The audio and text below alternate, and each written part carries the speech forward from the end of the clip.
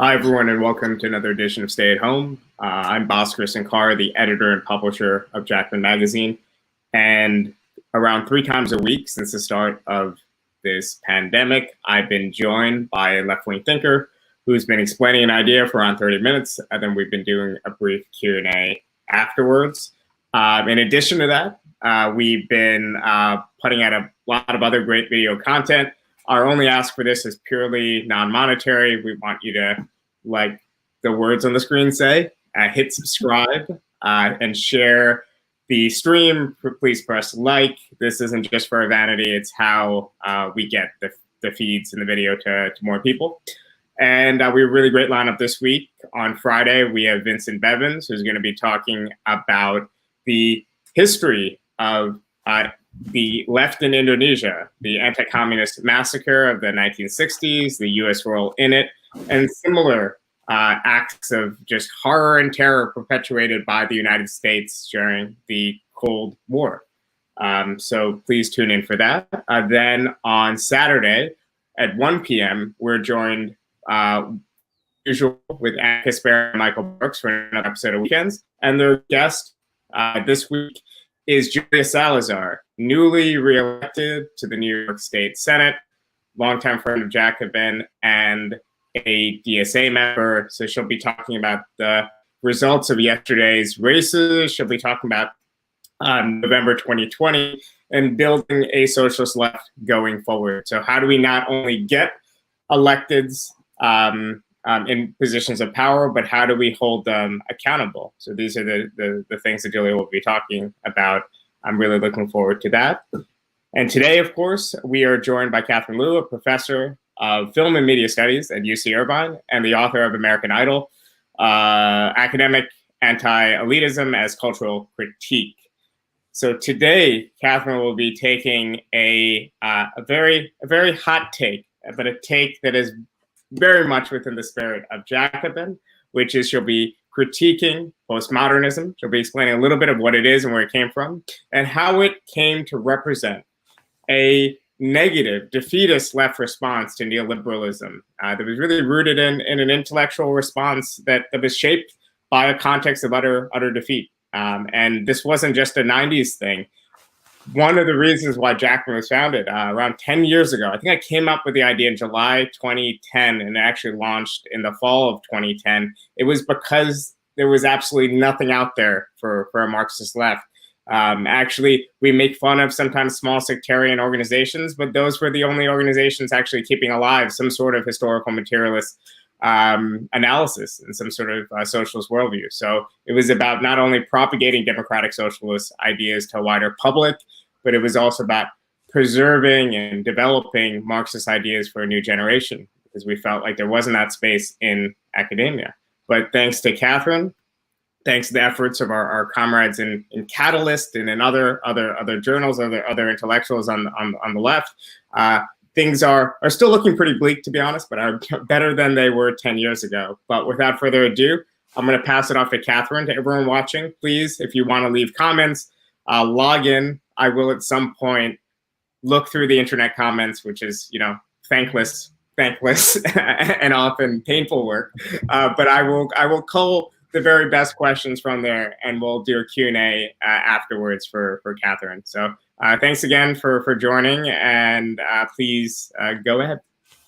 Okay, so I'm delighted to be here, and I'm just going to talk a little bit about why I think this topic is really important and why it still makes me angry. But I'll be anecdotal first. When I started graduate school, postmodernism, especially in art history and in theory, was really, really big. And we were taught that the Pruitt-Igoe, the demolition of the Pruitt-Igoe housing projects was the beginning of postmodernism and the end of modernism. It took me maybe 2 or 3 decades after, the early 90s, late 80s, to understand that what the end of modernism meant for a lot of people was the end of any kind of socialist horizon or utopia. And this was actually right before the fall of the Berlin Wall, but the left was really, really taking on its defeats in a very like circuitous way in academia, because people like Frederick Jameson, people like Rosenkrantz, the October group, they were increasingly successful in academic circles, but how are they going to explain the sort of popular rejection of leftism or leftist utopias or working class utopias? They were going to hail the rise of postmodernism and the end of a narrative that I began to understand on my own, not with the help of any professors or anyone else, but that had to do with the demise of what they thought of as what was not even mentioned, which was socialism and democratic socialism. So the Pruitt-Igoe projects were these giant projects designed by Yamazaki, the same architect who designed the World Trade Centers in New York that were taken down in 2001. But they were these big Le Corbusier-like projects that were then demolished.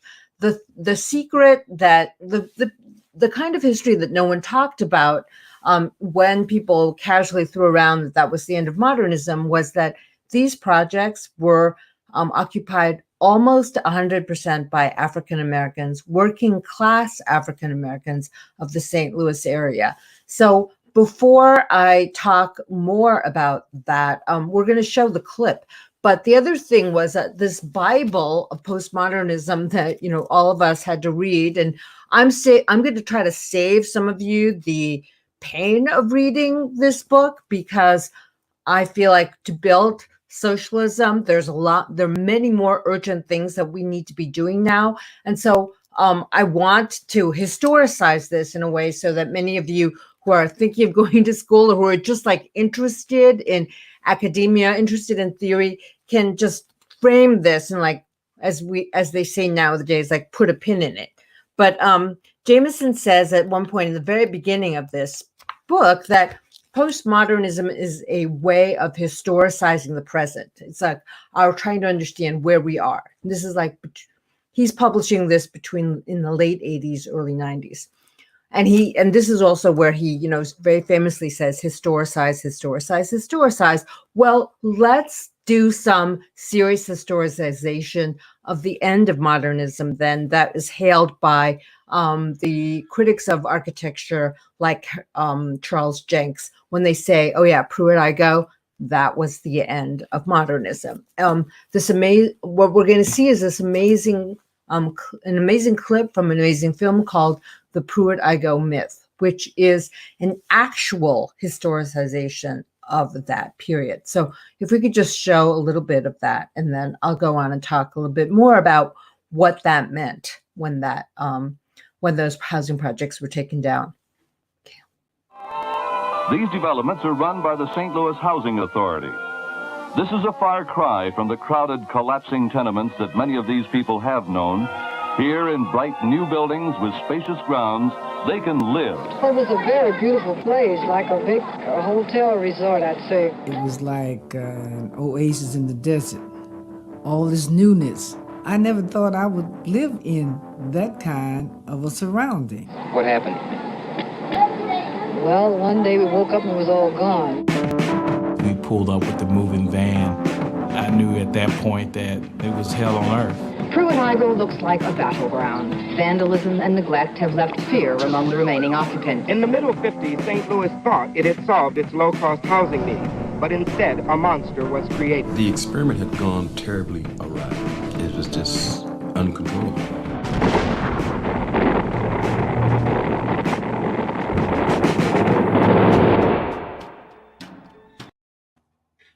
So that image of the buildings collapsing was used like in all these punk rock shows and posters and things like that, without anyone really understanding like what the context of that those housing projects were.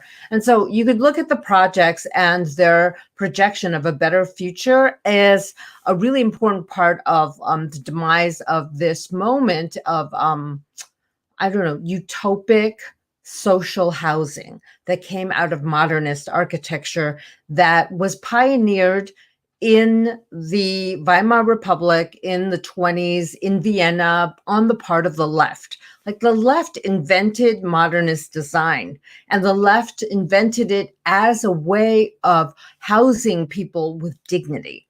I don't know if Kale can put up the image of the kitchen that was designed by Red Vienna architect Margarethe Schuette-Lihotsky, who later on moved from Vienna to Frankfurt to put these kitchens into the new Frankfurt working class housing of the 1920s. The basic design of that kitchen is something that every modern kitchen and every, luxurious modern kitchen, from every luxurious modern kitchen to every, prefab modern kitchen, those principles of having the cabinets in one row, the sink, the cooktop, the storage, that kind of efficiency with which work was invented for working class housing in Frankfurt. And those kitchens were certainly are all over the world. They're international in some way. And all of that is repressed now by the privatization, I think, of good modernist design as a luxury. But it was not invented as a luxury. It was invented as a collective and public good. And now there's like all this stuff that's happened that people are talking about in terms of Le Corbusier's house, which the Villa Savoie, which was invented as a way of countering the Spanish flu of the late 1918 onward into the 20s. And that kind of sort of forward-looking technological mass-produced housing was certainly behind the production of Pruitt-Igoe. What happened when it was approved to be built was that there was a huge housing shortage after World War II, but there was also a will to create big public projects and to sort of clean up the terrible conditions of the slums of St. Louis. When they were built in 1954, they were state-of-the-art modernist architecture. And it was part of a concerted effort of racist budgets, racist governors, racist mayors in Missouri and St. Louis that defunded the projects over the next 20 years, so that by 1971, which is a really important date for all of us to understand, 1971 is a date when U.S. working class wages stop going up. Wage stagnation begins at that point. The other thing about 1971-72 is when U.S. deindustrialization happens. So that date for Pruitt-Igoe was also a date when the Housing Commission in St. Louis said, this is a disaster. We need to destroy these buildings. They're filled with crime. They're filled with garbage. They've been neglected. And a lot of the discourse at that time had to do with the fact that they would blame the residents. Like, they're African Americans. They don't know how to take care of these buildings. Well, if you don't maintain elevators, if you don't put in air conditioning in these like tall buildings with no ventilation, if you leave public spaces decaying and unmaintained, that's what happens to projects. But the Pruitt-Igoe myth is a film that shows that is not necessarily, that the demolition of the Pruitt-Igoe projects is not necessarily the end of modernism. It's the end of a kind of mid-century American-grown utopianism that had to do with social housing, social good. In fact, all of the first floors were supposed to be meant for social life, collective activities, social space, and none of those programs were ever put into place, because the moment the buildings went up and the local politicians saw that the majority of people who lived in them were African American, they stopped spending money to maintain those buildings. So the failure of modernism in that and modernist design was a political failure based on hatred of working class African Americans and this they felt there was all this resentment that the federal government had come in and given money to build this thing, because after the war, because of the power of the American left, but also during the 30s, and because of the very different attitude towards public spaces and public spheres, there had been the will to build massive projects like this that had this really important sort of public service and quasi-socialist planning ideals. So the Pruitt-Igoe projects are demolished, and from 1972 to 1976, it took them 4 years to dynamite those buildings. And by the time I'm in graduate school, people are talking about how and Jameson uses this term a lot too, how like high modernism is elitist and high modernism is European, and we're going to come up with something else, something that is low, that is popular.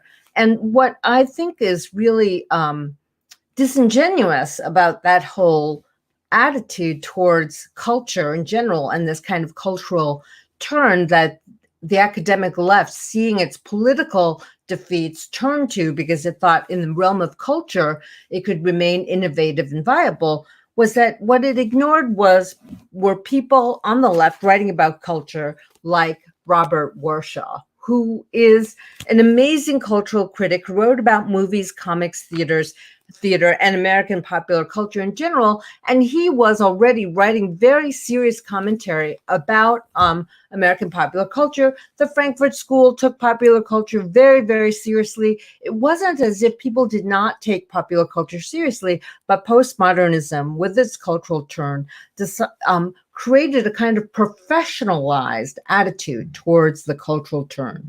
I don't know, I'm probably talking too fast. So my feeling about this kind of postmodern turn is that it's still active in academia today. And that the assumption, no one will actually say that they're postmodernists necessarily, but a lot of the assumptions about the cultural turn, about the role of culture, and about the role of Marxism and socialism within cultural critique, those are still in operation in academia today. If you are in a cultural studies program, or if you're going to a class in liberal arts, there are a lot of assumptions that come out of that period of time that people will tacitly assume you agree with. For instance, there's something reductive about trying to understand the totality of a cultural situation or a political economic situation. Like there's something actually totalitarian about totality. And totality is a really important concept in Marx, and is a really important concept on the left. Totality says and universalism as well. I like to think of totality as a way of thinking about commodity culture and the universal experience that we have of consumption and production, and that postmodernism in a way, and the pluralism and the kind of academic trends that come afterwards, deny that universality and revert to a kind of liberal pluralism where they say difference is better than contradiction. The left believes in contradiction. The liberal pluralists believe in difference. And contradiction is based upon, some very old school, old style liberal arts or values that I don't think are really present anymore in academia because of cancel culture and the kind of radicalization of a lot of the cultural turn things that I'm talking about. Like old Marxists and old liberals would say, we need to convince people of stuff because your position contradicts mine. You are my enemy, but I will talk to you. Now, today in cancel culture and sort of the postmodern affect culture, it's like, you make me uncomfortable. Therefore, I do not need to talk to you. I'm different from you, and I don't need to persuade you of my positions. I think that really comes out of this period of theoretical defeatism, but also like professional effervescence, because a lot of postmodern theorists, or American theorists who embraced French theory instead of thinking about cultural critique in its leftist traditions, they would say that what we can have is many different positions, not just one totalizing position. The other thing that I think the postmodernists did was they set up a straw man, which was high culture, elitism. And many times that high culture and that elitist culture was actually a code for Marxism and a kind of Marxist totalizing attempt to understand like the class struggle or the universal experience of labor and oppression at work. In academia, the postmodernists became very proud of the fact that they mixed high and low cultures in a way that was, definitely in the air in the popular culture. In 1988, November 1988, Anna Wintour was hired as Vogue editor and this is her first cover. That Christian Lacroix top was worth like $10,000, which is probably worth like a gazillion dollars today. And the model is wearing jeans and she's showing a little bit of belly and she's smiling. And this was deemed really revolutionary because Anna Wintour mixed, high haute couture with jeans, and the model's like really relaxed and smiling. And the high-low celebration within academia was already being visualized and sold in the culture itself. And I think that the other thing about postmodernism that everyone really has to understand is that it is an analysis of modes of consumption, not modes of production. So it's a kind of apotheosis of the consumer as a privileged subject who has, and the consumer and fan has these like really powerful experiences that the academic or the intellectual can't really understand. And if you critique the consumer or fan, you're being an elitist. And this is why I think a lot of postmodern critique is in its deepest essence, like anti-materialist, anti-Marxist, anti-socialist, because we were not allowed to criticize enjoyment of commodities.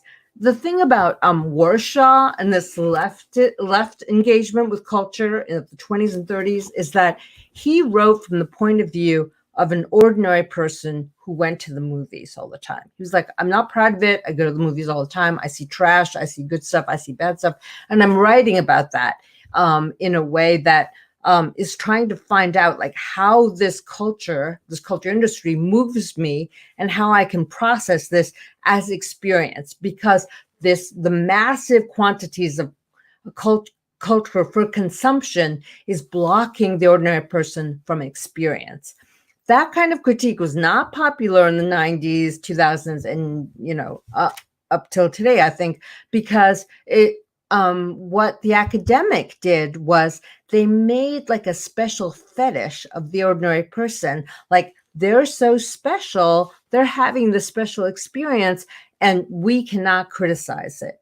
And I think that a lot of leftist critics of the 20s and 30s, I would include like Theodore Adorno and Walter Benjamin among them, along with Robert Warshaw and many of the American left, was that they start out as ordinary people. Like, I'm listening to the radio all the time. Like there's piped in music everywhere. How do I respond to this? This is my experience. And I would say that this kind of postmodern cultural turn that happens in the 80s and 90s is about a certain kind of professionalization of the intellectual or the academic that took place within my profession.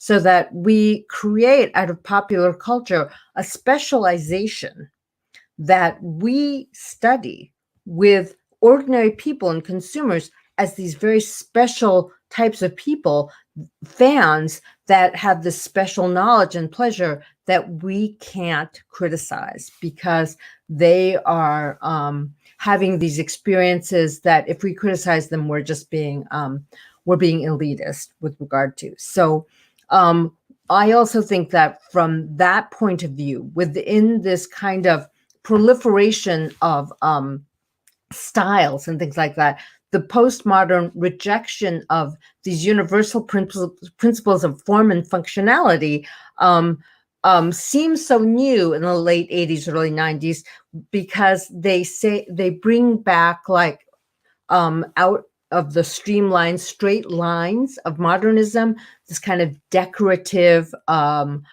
disruption. So if we could see the Philip Johnson AT&T building, which was hailed as one of the big postmodern skyscrapers, what Philip Johnson did was he put a Chippendale top on top of a skyscraper, violating this kind of square, streamlined lines. If Kale could put that up, that would be great. And that was seen as a postmodern gesture. I mean, this was like, so this was hailed as like, so, I don't know, transgressive for a better word, because the modernists wanted things to be streamlined. And here you have this decorative little curve in the AT&T building. And this is seen as transgressive, as new, as bringing back like the decorative gesture and anti-oppressive. So it becomes like a very stylized way for insiders to recognize a kind of gesture to popular taste. Like everyone loves Chippendale cabinets, not anyone I know, but those oppressive modernists were trying to make us all see, build in straight lines, but we have this little curve there. And so maybe the most extreme case, or the biggest example of architecture in postmodernism, architectural star power, is Frank Gehry, who emerged in the 1980s as a real powerful, visionary of postmodernist design. And his Santa Monica house was hailed as this sort of violation of all these modernist building principles. He took fencing and corrugated iron and created a shell around a Dutch colonial house that he was supposed to renovate in Santa Monica. The other thing that I think is really, really significant about this project that Gehry, sort of makes his name with all these different surfaces and everything, is that it's a private residence. It's not a public building. It's not. It doesn't have any kind of public housing project notion of housing the many. It's about creating a kind of taste culture for the few. So he makes his name with the Santa Monica house, and then he's designed the Disney Hall, the performance hall that anchors the gentrification of downtown Los Angeles. So you see like all the curves, that all the various levels, the sort of irrational shapes, as being like part of his star signature aesthetics that anchors the sort of commodification, reification of downtown space in Los Angeles. Downtown Los Angeles is still very, very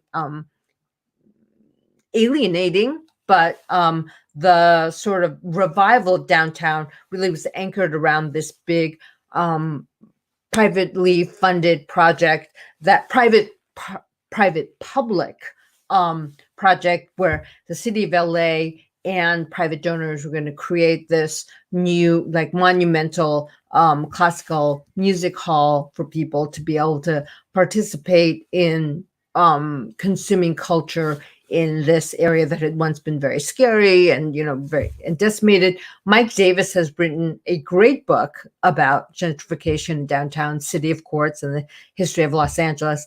And he, for me, Mike Davis is a leftist who continued to write about space and socialism and socialist principles by truly historicizing architecture, building styles, etc. And I know that he and Jameson studied together in San Diego at some point. And so it's really interesting to see the two of them and their career trajectories. One, Mike Davis never, took on these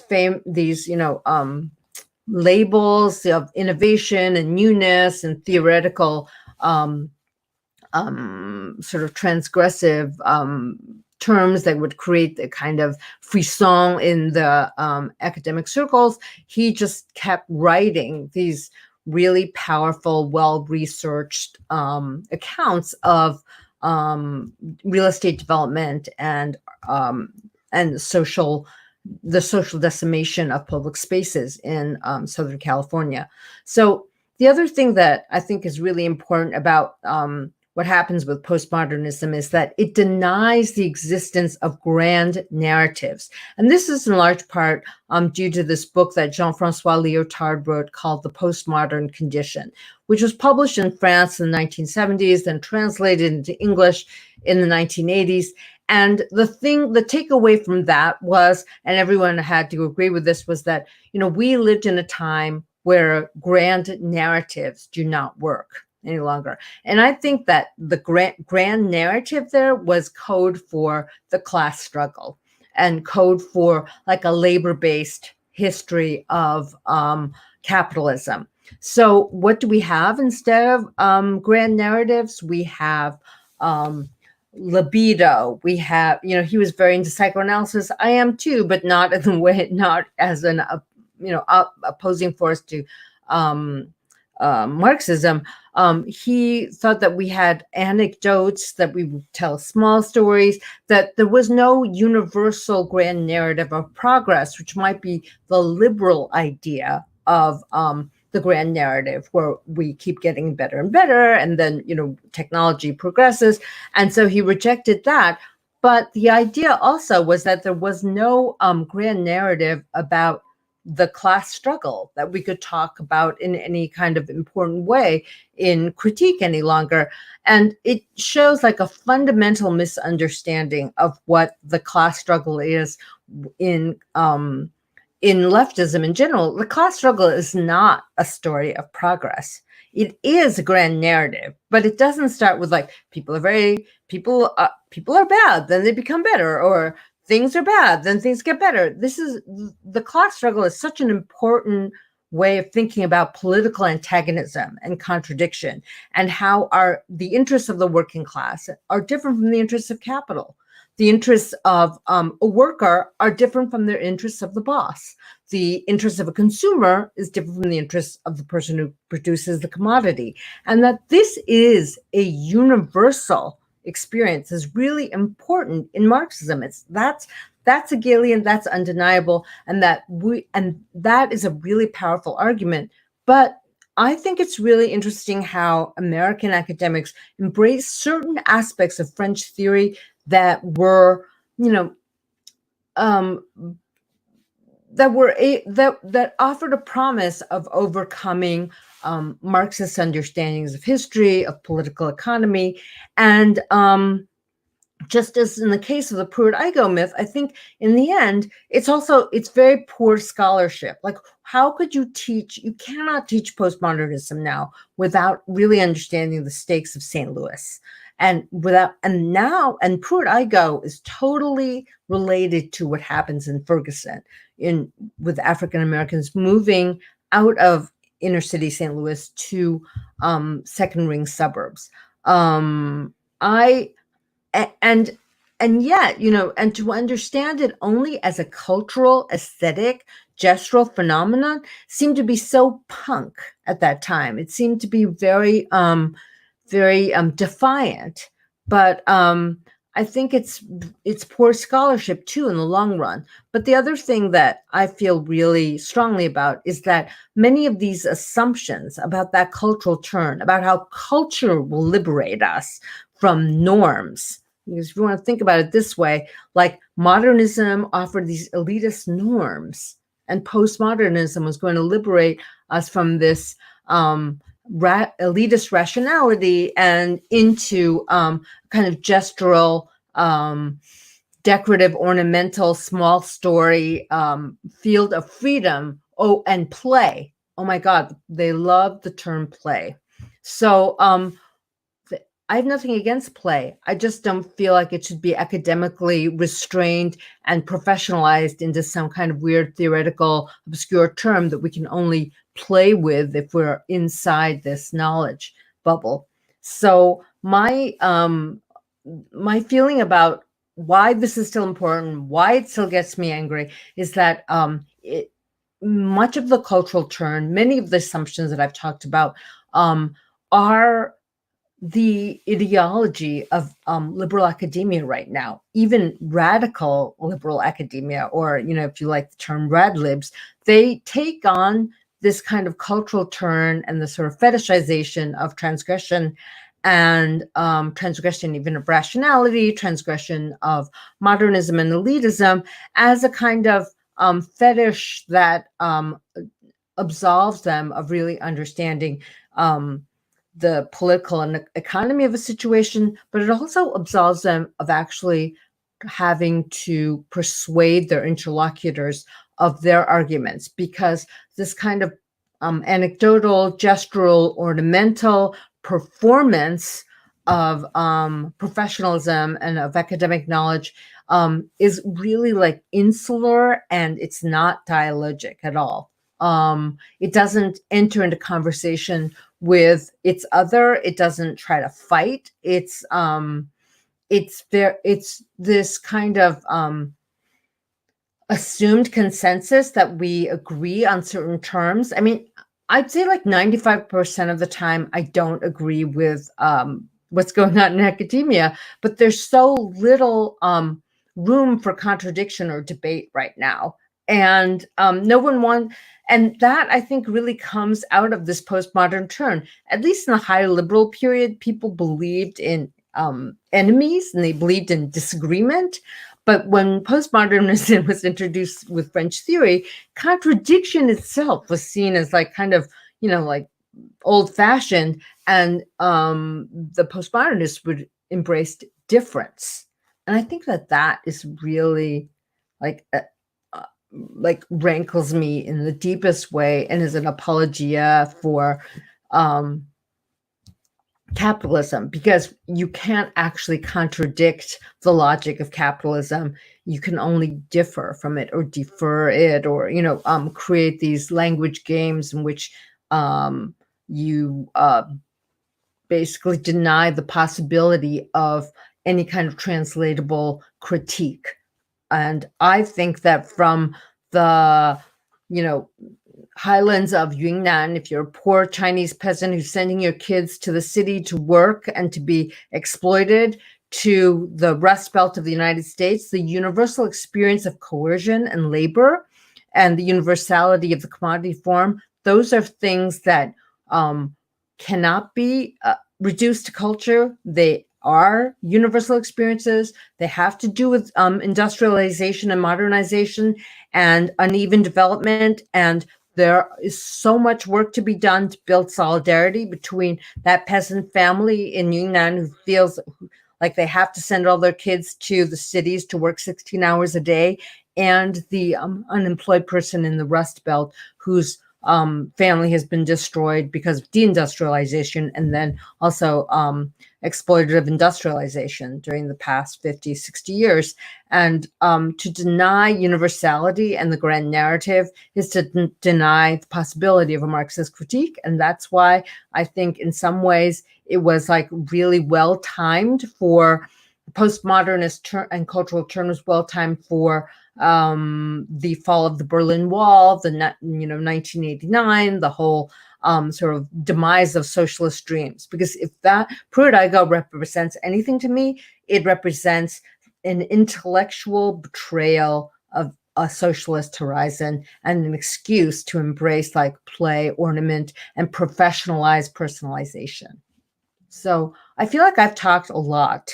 Yeah. So I'm ready to take on questions. No, that's great. So let's start with some questions. So first would just be a basic definitional question. One is that, postmodernism is a kind of loose and provocative and a bit slippery term, but more broadly, I guess, it refers to a group of philosophers in the 70s, most particularly in the 80s, who more often than not did not identify themselves as being postmodernist, but they're their thought carried these certain features that you were talking about, and also, of course, it has roots in like art criticism and things like that as well. Is that Yeah, and it was actually taken up by philosophers and literary critics and academics from architectural history, because it's what comes after modernism.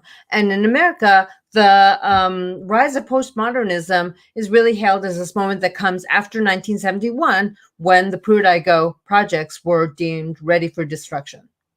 So then people like Jameson and other people within literary theory and within philosophy, if you like, they embraced the work of Michel Foucault and Jean-François Lyotard, who were these French theorists, French thinkers. Foucault is really an interesting case because I think he's very explicitly anti-Marxist and anti-materialist, and he's trying to think of a different way of thinking about history and thinking about power and thinking about domination. I think what's really fascinating about the American postmodernist embrace of Foucault is that when in Discipline and Punish, there is the church, the school, the prison as sites of apparatuses of power that impose themselves on the body.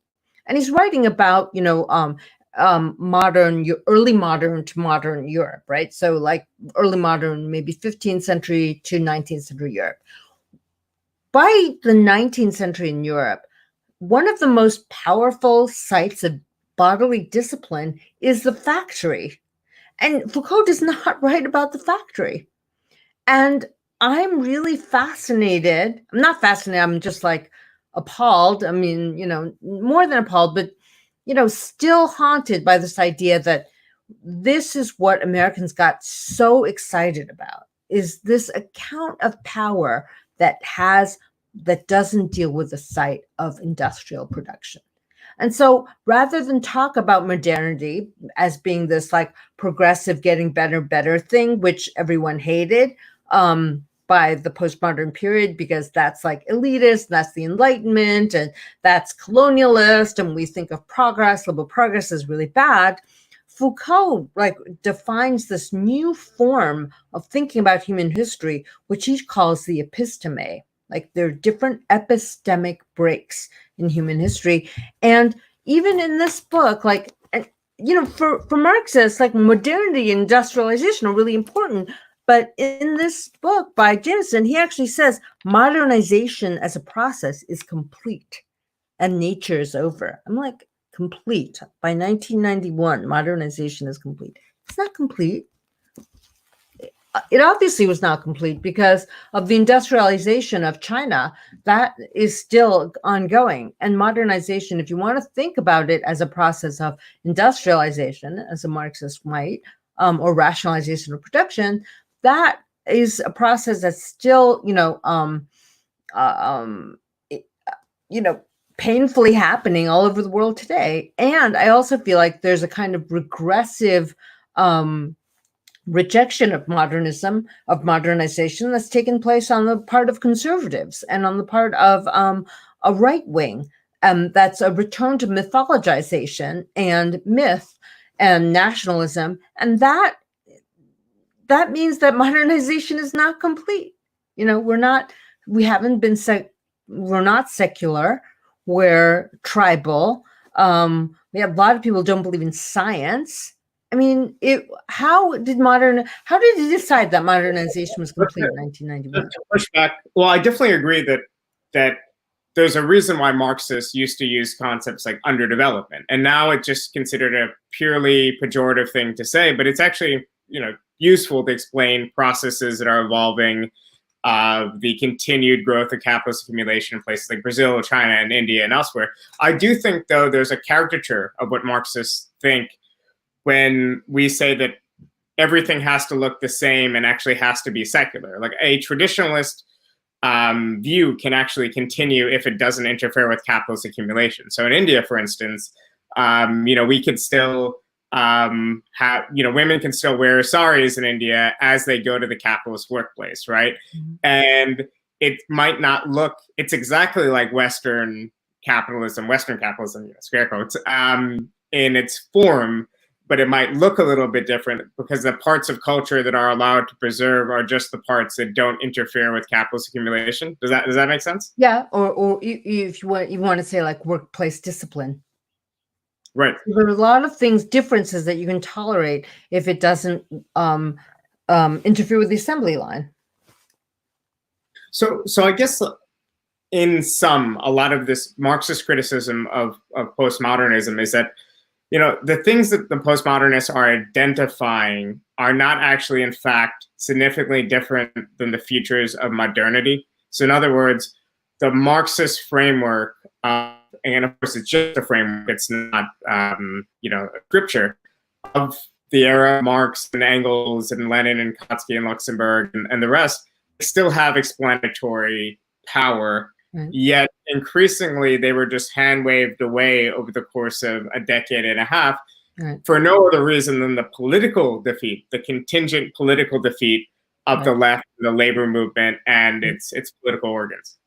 Right. No, and I'm going to be very crudely historical here, but I think when Ronald Reagan put down the air traffic controllers union, that defeat of labor, like that powerful political defeat of a union, created a sense, a strategic sense in the left that the political arena we had to cede to the reactionaries on the right, and we could only embrace culture, and that culture would be the front on which we waged our future wars, because culture allowed for this field of play and everything else. I mean, I still think, probably someone has written this, and but the rise of punk and deindustrialization and post-industrialization is completely about young men rejecting their father's working class culture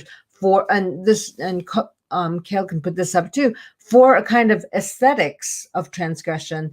And a lot of the energy of that time, the cut up of that period, was also seen as being postmodern or embraced by postmodernism in academia, because the design of punk was also anti-modernist, and this kind of pure energy of that's described here in the poster is completely like this pulsating, undisciplined, rage that is against any kind of party discipline, if you like, or respect or working class respectability, which is really important for labor at the time. And these working class spaces, pubs, factories, they were being attacked by Thatcher, and so you have this like self-inflicted violence that is very common among class of people who are completely traumatized. But instead of understanding punk as a working class problem or in relationship to deindustrialization, the postmodernists and the sort of cultural studies types, they thought of it as an aesthetic revolt, and then as an aesthetics that actually gave sort of bohemians and intellectuals a field of play and sovereignty, and you just give up any kind of political power debate, and you turn away from that in order to embrace this field of play, this self-mutilating, shock the bourgeoisie kind of attitude. And that kind of renunciation, I think, of politics as such is also really important in the cultural turn. In the post. There is a role for culture, obviously, like you've been saying, like you said at the outset of your talk, for Marxism, obviously. It's not that Marxists dismiss culture, it's that, to put it one way, we view culture as a way in which things are transmitted, as opposed to thinking that culture mediates absolutely everything that happens under capitalism. Is that one way to put it? Well, I would put it even more radically and say that it was the early 20th century Marxists who thought of culture and popular culture as embodying forms of religious irrationality, folk culture, and all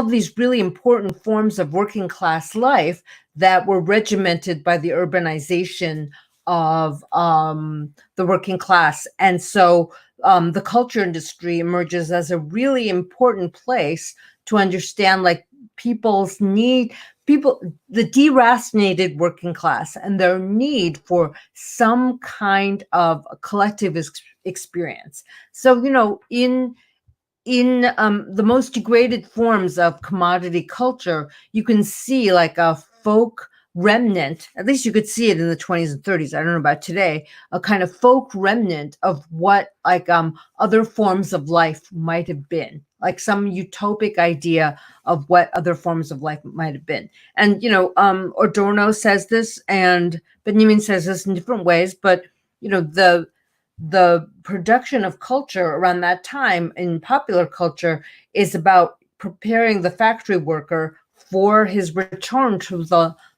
line of work in the next day. And there's much, and monopoly capitalism monopolizes leisure time, the leisure time of workers, in a way that a mercantile capitalism and agricultural primitive accumulation did not. Because once you stop working as a serf or as a peasant or as a slave, you were so exhausted by your day, but maybe your mind was still free to go to sleep.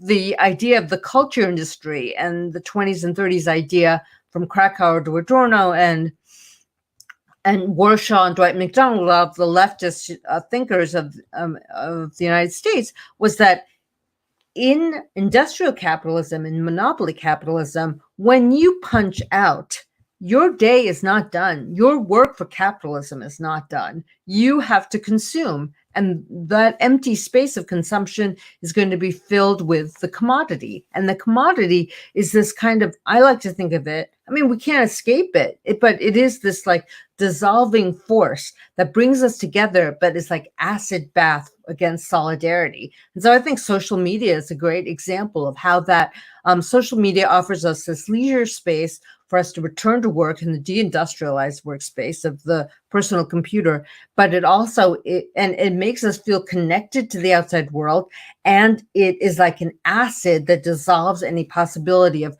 intersubjectivity or solidarity of collective existence that might be possible outside of the temporal discipline of capital itself. So I guess maybe we'll wrap up, hopefully on a note of hope, but maybe not. Do you think there has been a resurgence of more traditional Marxist thought in academia in recent years? More broadly, do you look at the mini resurgence of the left, at least in the past 5 years, with the rise and unfortunately recent fall of Corbyn and Sanders, as presenting some sort of hope for a materialist left? Because obviously, working class people are still subjected to the same abuses. If anything, inequality and the condition of labor is getting worse across the world. So there is still resistance. This resistance is still manifesting itself in some of these similar old language of class struggle and at the very least social democratic reform and hopefully in the future more radical socialist demands.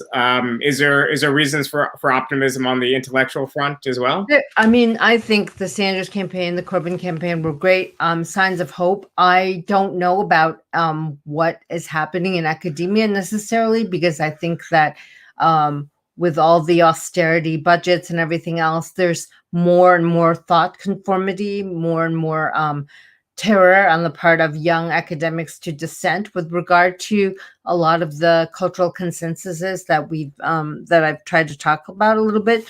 But what I really do think is happening is that outside of academia, people are understanding that there is an intellectual life to be had to criticize capitalism, and you don't need to read Jameson or even read Marx. You can go deeper into it, but your everyday experience of exploitation is really a powerful force that can create forms of solidarity with protest, with dissent, with like public participation. So, I'm both really excited and sort of terrified by what would be the outcome of the Black Lives Matter movement.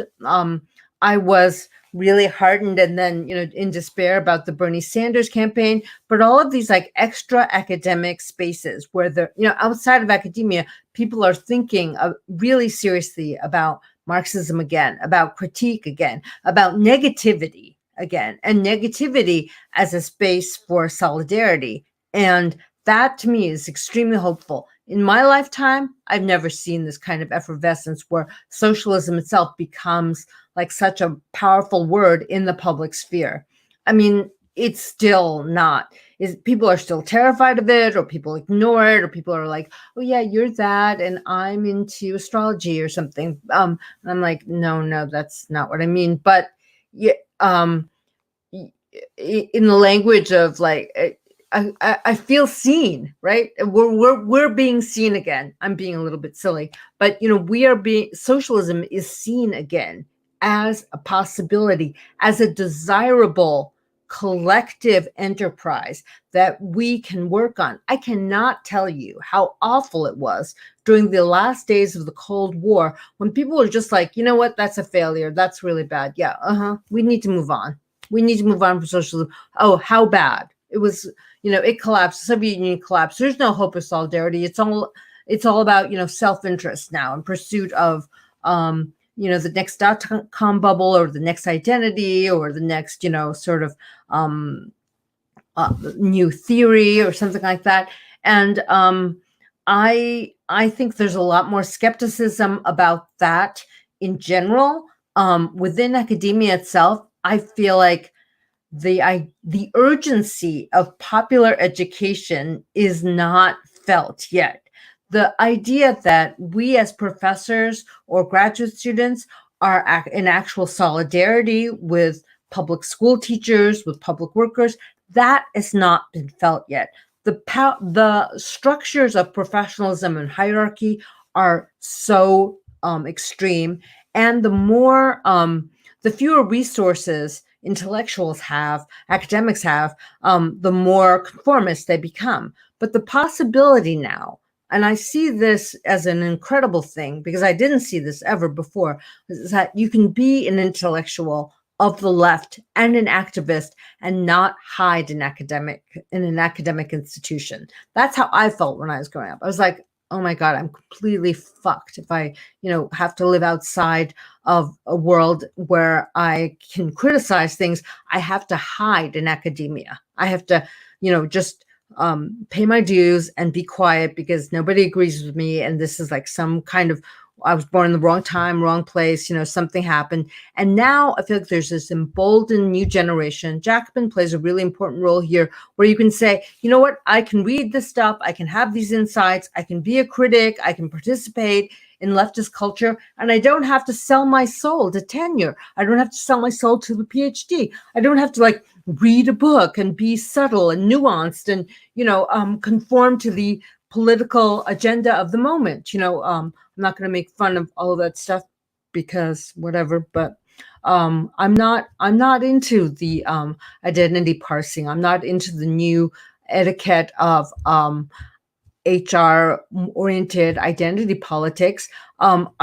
That has been so much a part of academic life now. Like our chancellor is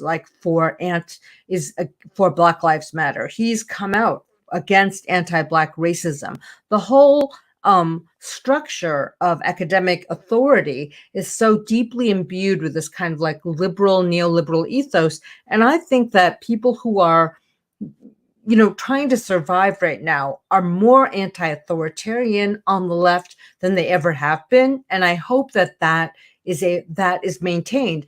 I'm afraid also that when economic crises occur, you can either have radicalization or you can have fear and higher forms of conformity. Because if the foundations and the NGOs come in and they take over BLM and they select an elite leadership to manage that popular unhappiness, that popular discontent, you'll have just more protracted forms of cynicism. So I am so deeply invested in popular education now. I can't produce the kinds of peer-reviewed work that my colleagues are pursuing. I want to be. They criticize me for not being visible enough in my profession, but I'm like, I don't want to be visible in that profession anymore. And in your language, you don't see me, which is fine, but I don't want to be in this Cold War institution where I have to hide my socialist principles any longer. I do my day job. Ramike Forbes, Jacobin's creative director, a few years back was reading a copy of Socialism, the paperback of Socialism, the old 1970s Michael Harrington book. And some guy walked up on the subway and was like, "Oh, socialism." And Ramike at first was excited. Then the guy was like, "Oh, that's crazy, like the Illuminati and shit." And I feel like that's where we were. And hopefully we'll get somewhere better in the future. On Friday, we are not covering the Illuminati. So that might be an interesting future topic. We have Vincent Bevins. But once again, thank you so much to Catherine for giving us an hour plus of her time for her talk. Please check out her book. Check out her other writing. We'll put some links in the description. But thanks once again, and we'll see everyone else on Friday. Okay, thanks, Roscoe.